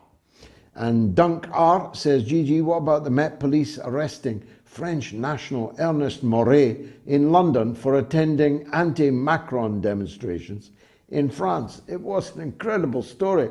This is a journalist. They're always telling you about free journalism. A French journalist was required by the Metropolitan Police to allow them access to his mobile phone and his computer under anti-terrorism laws because he had been demonstrating against Macron in France. Unbelievable. Pittsburgh Dude 87 says, Gerald Celente's 3 Gs, guns, gold and a getaway plan. Very good. The Happy Little Fox, aka Benji, says, why would they send F-22s? Russia isn't using balloons. And Heimer Mobiler says, exercise Global Thunder 23 started 14th April. And that will mean more bomber movements, possible. That's where the B-52 and B-1 stories may have started. More on Google. Thank you for that.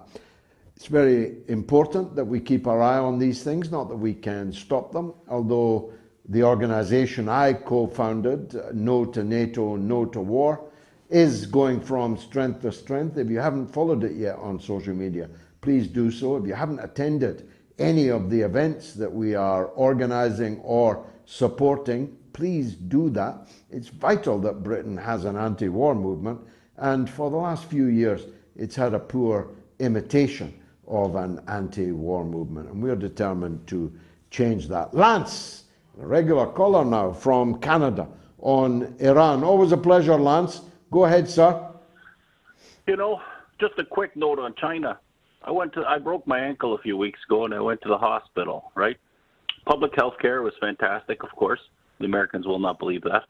But they gave me crutches, they gave me a cast, they gave me Band-Aids, and they gave me all kinds of these medical things. And every medical thing they gave me was made in China. So, you know, where will we be? Do you know what I'm saying? Yeah, exactly. We better hope that China doesn't start sanctioning us. What are we going to do with no Chinese-made goods? I know. Well, I know. I can't. Your NHS will be out of supplies, and they won't be able to afford the supplies the British oligarchy will sell them. So they can't afford them now. No, my thought, I think Iran, or I think the Gulf is next for war. I just believe that Iran is next, and I believe that Israel is going to make some desperate move at some point. The Taiwan thing can sort of, I mean, if they really want to hold China, they can hold them past Taiwan. They can try. But I think the Taiwan thing is a moot point, even if 99% of Taiwanese voted to reunify with China tomorrow. The Americans would find a guy who didn't want to reunify and wanted to separate and recognize him as the president.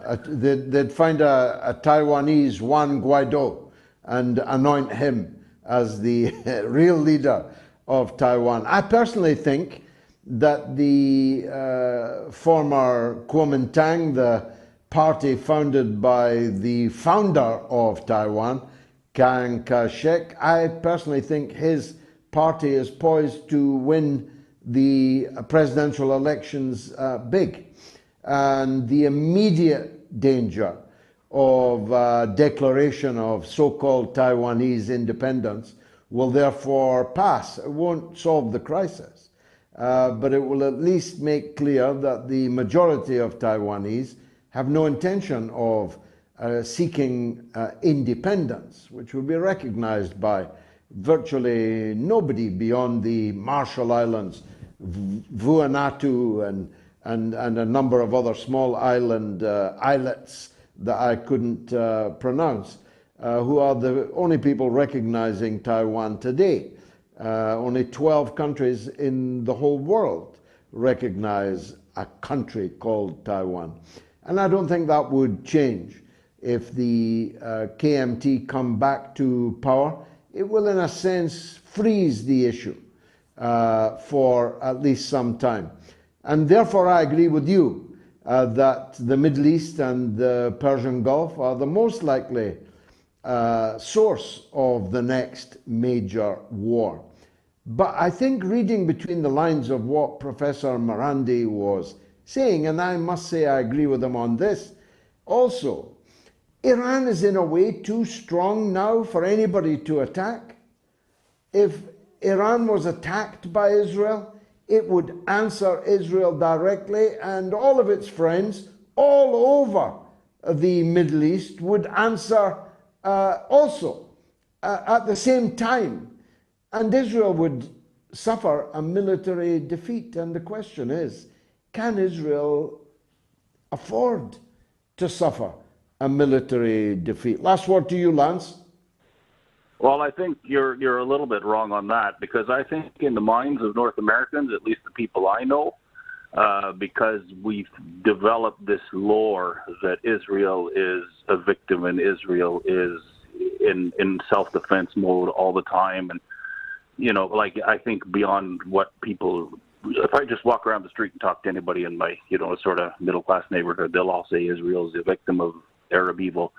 So I think, honestly, that Israel is the only country right now in the world that can get away with using nuclear weapons. They control the propaganda enough. I think they could use a couple, and I think, but then what happens?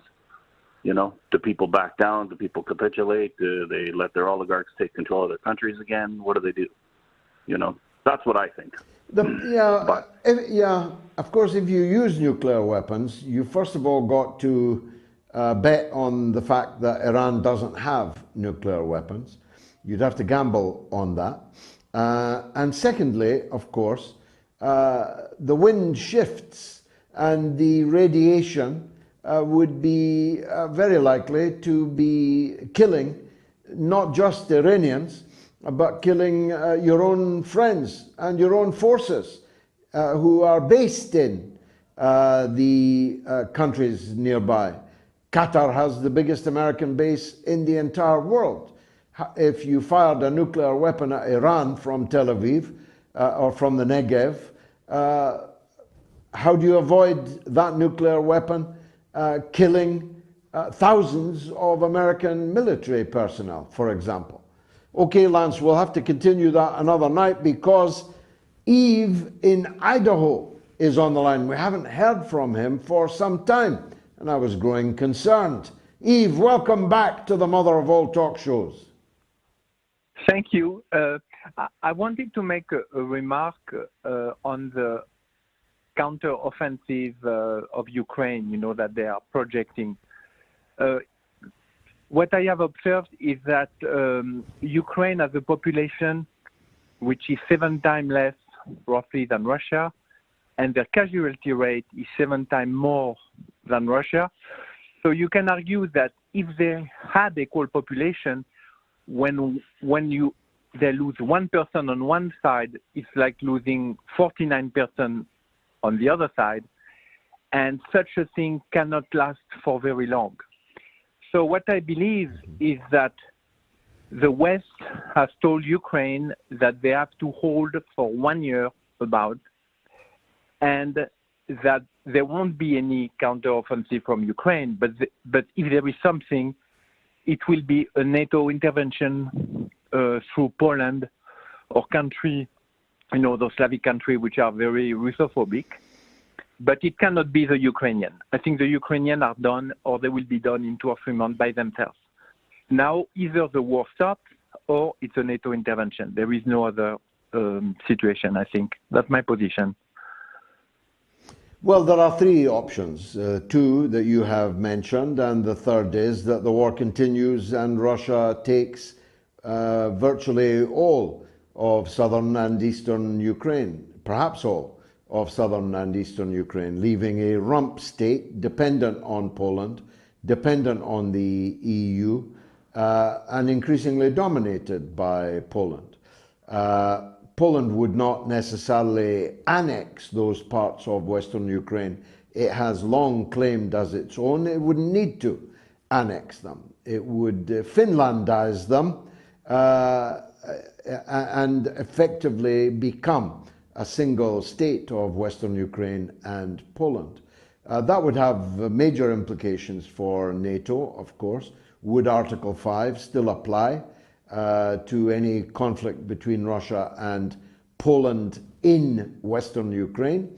Can you change your boundaries and still be protected by Article 5 of the NATO treaty. So that's a third option, Eve. But you're right, either the war has to stop or NATO has to intervene. My money is, for what it's worth, on the war stopping.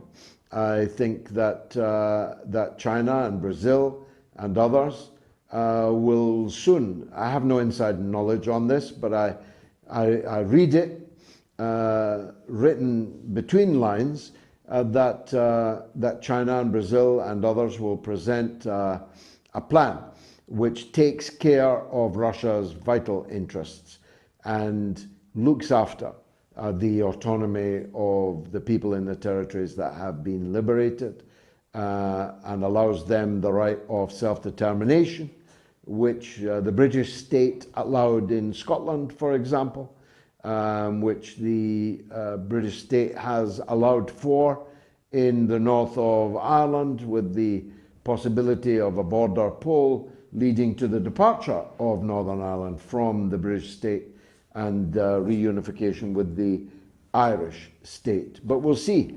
We'll keep a close eye on it, Eve. Thank you very much indeed for the call.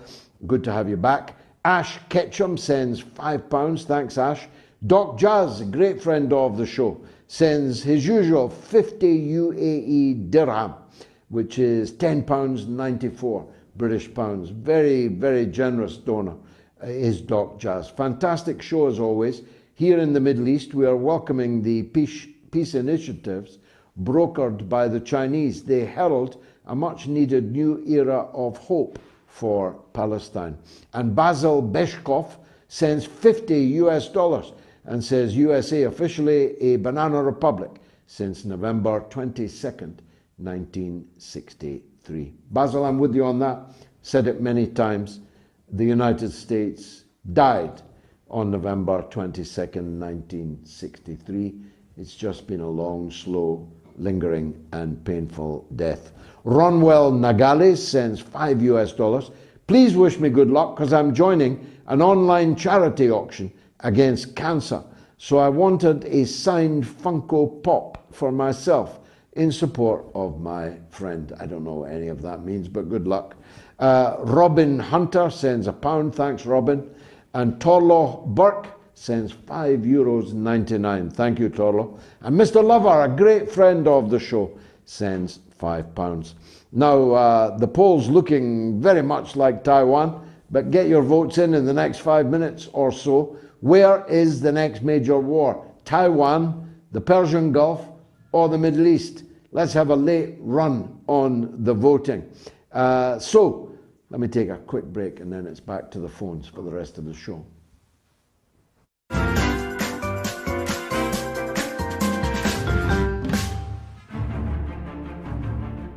There is no trick other than hard work, creativity, care, and recognizing that duty is more important than love.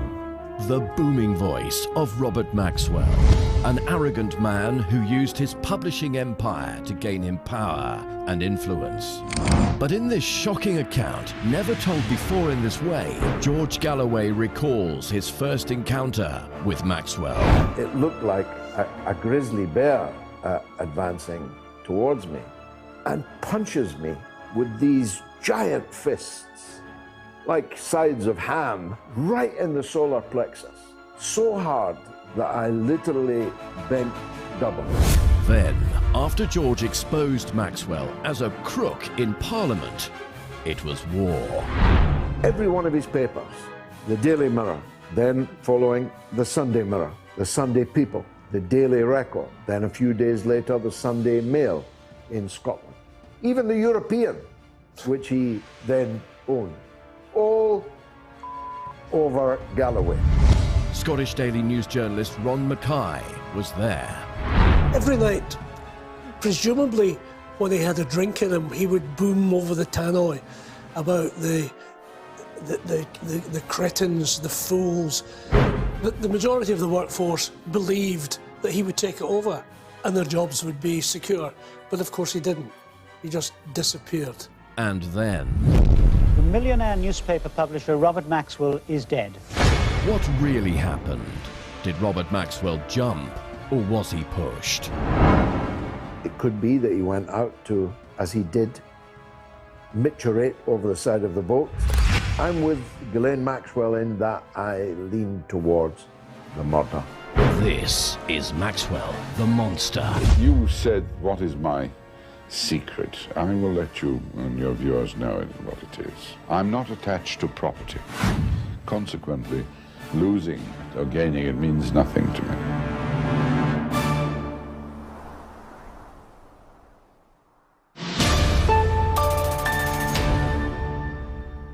I hope you enjoyed that, Maxwell the Monster. You'll get that on my Patreon.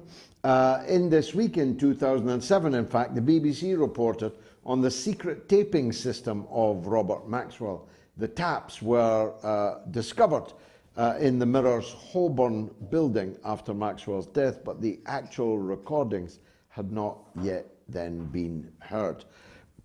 I see that Whitney Webb also has a new book out on the Maxwell affair. We must try and get her and Kit Clarenberg up quite quickly.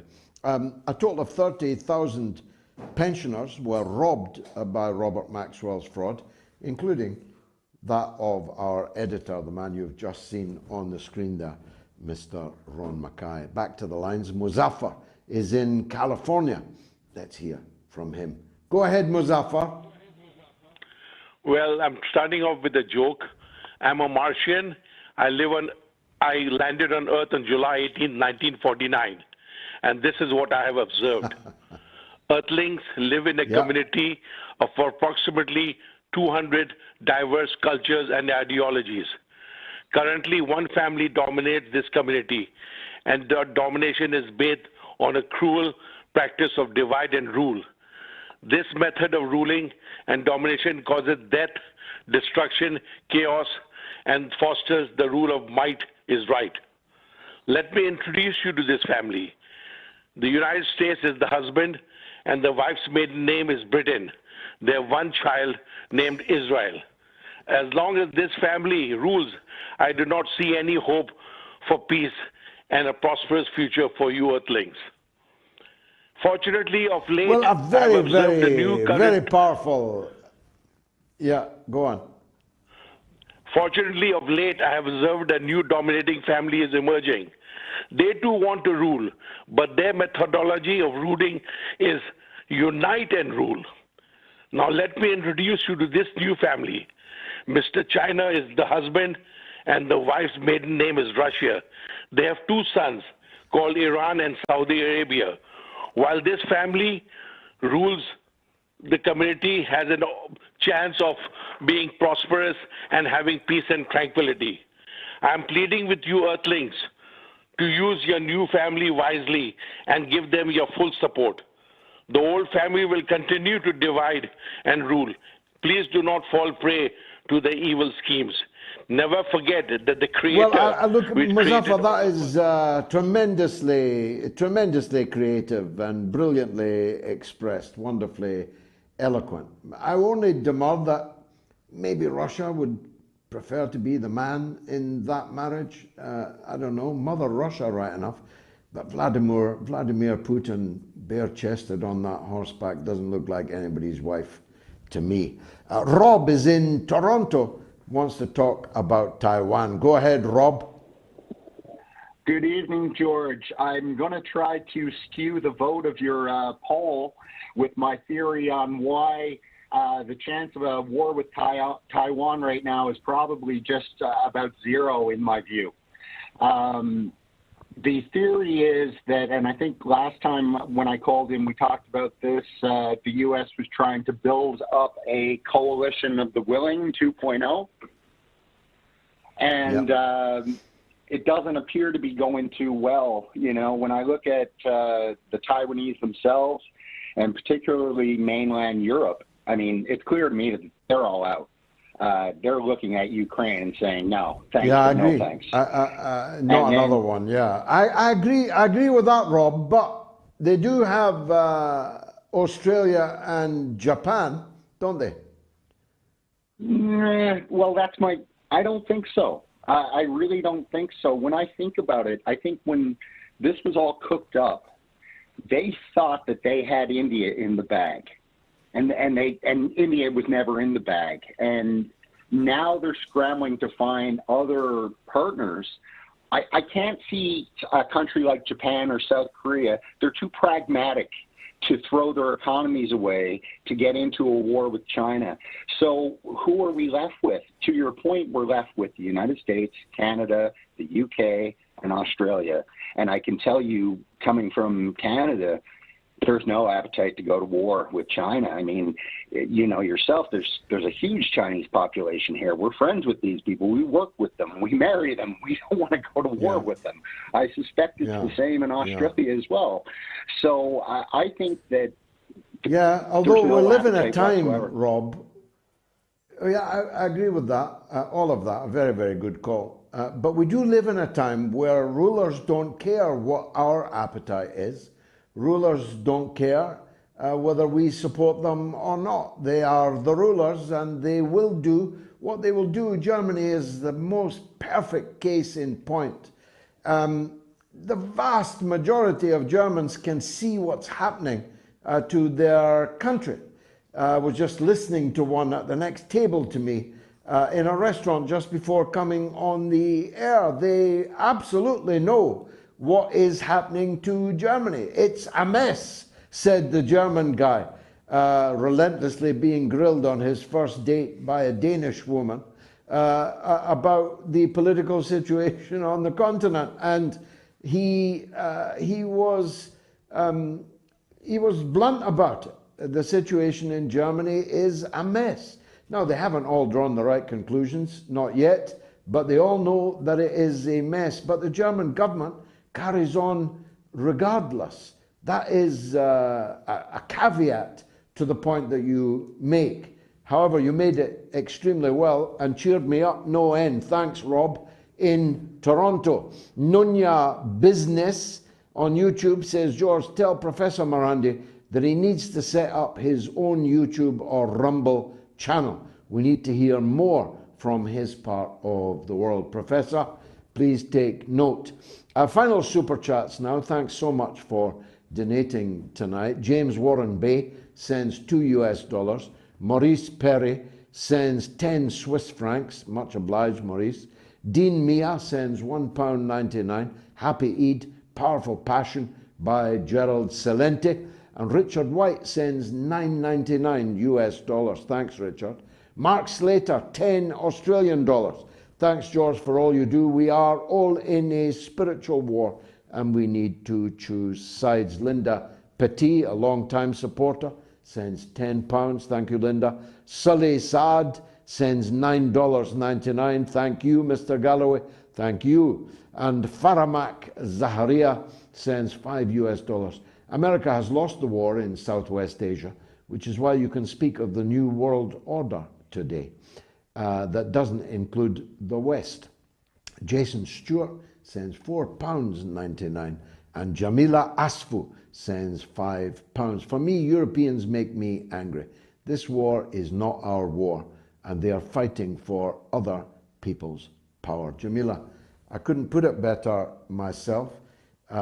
Sometimes some people think that I take some kind of schadenfreude or glee at the poor state of our peoples in the European continent, but nothing could be further from the truth. It didn't need to happen.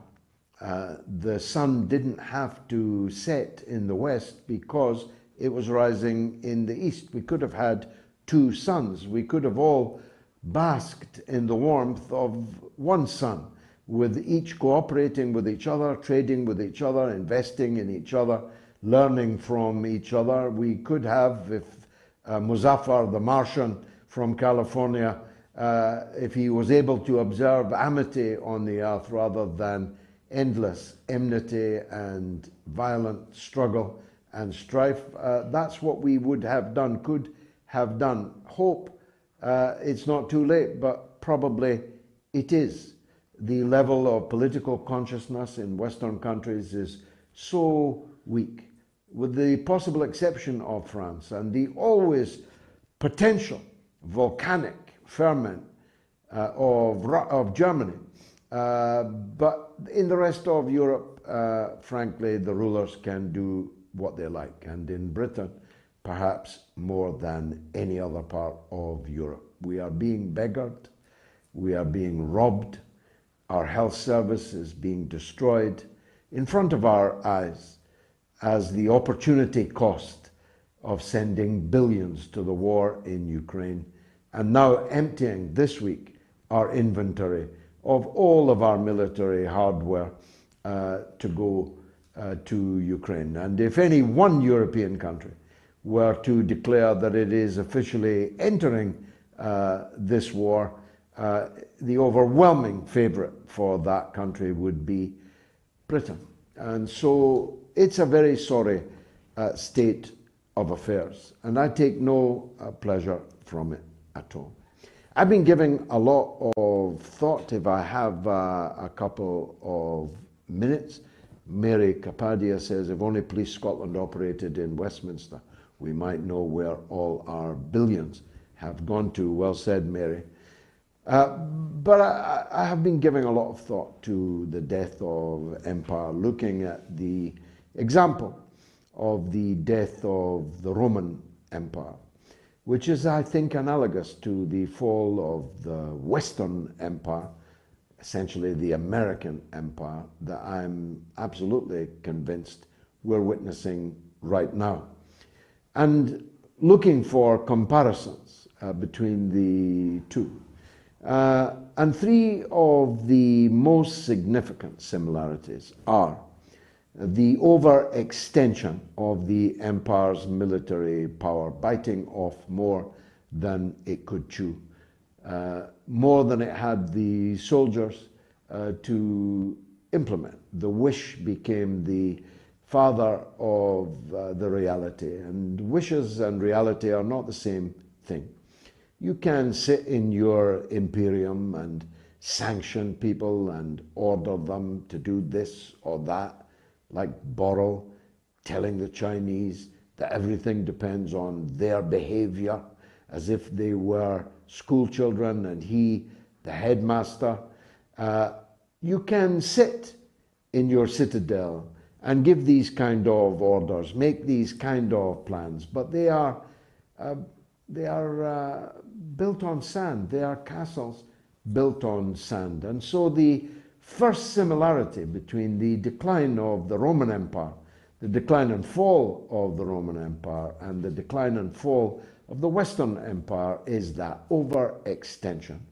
A point is reached where more people are against you than you can successfully defeat, because you can't fight them all one after another. One day they will realize that they have to stand up to you together, and that is what is now happening, and at pace. The second significant comparison is the debasement of the currency and the bankrupting of the economy through that overextension and other things. And that too is a very clear comparison. The American empire is based on paper dollars, which, to quote GERALD earlier, is only paper worthy of a single use, or very soon will be.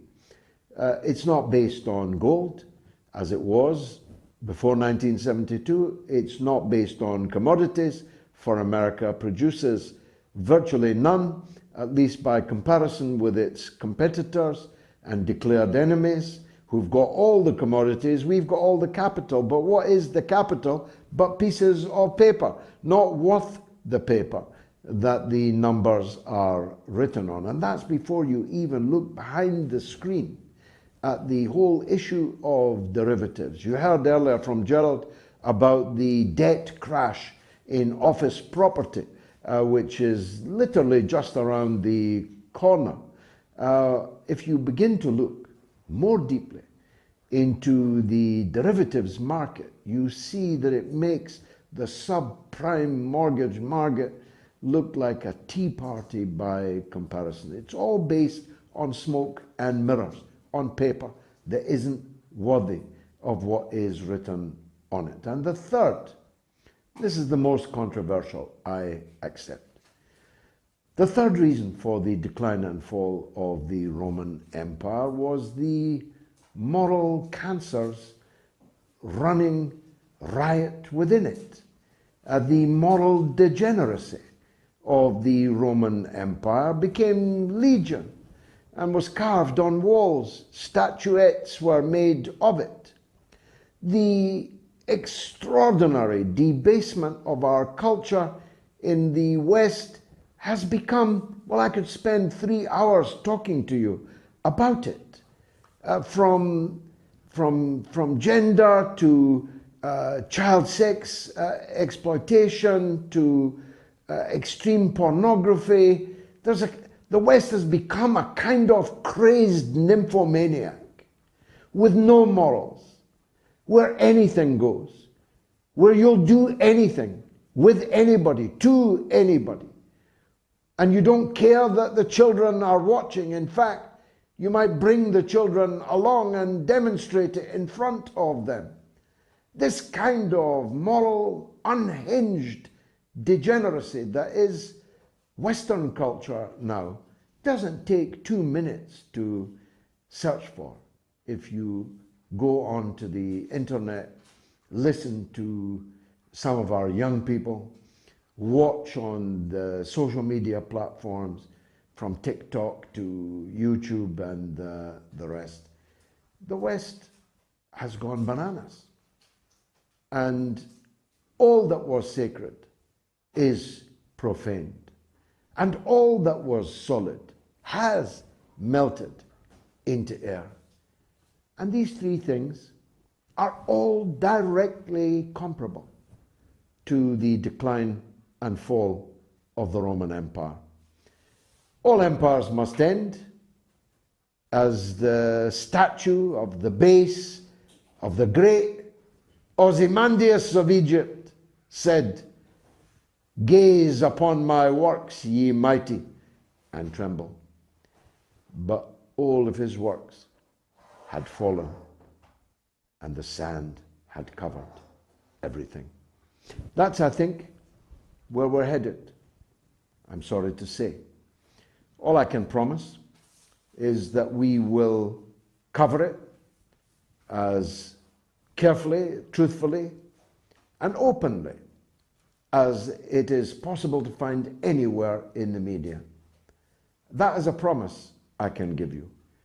Whatever your point of view, you are welcome here at this Open University of the Airwaves, and we would welcome your calls, your contribution, your input into the mother of all talk shows. I'll be back, God willing, on Sunday at the earlier hour of 7 p.m. Remember that, and do check time differences. 7 p.m. UK time for the mothership, the Sunday edition of the mother of all talk shows. Be there and bring another viewer with you. Why don't you? Good night.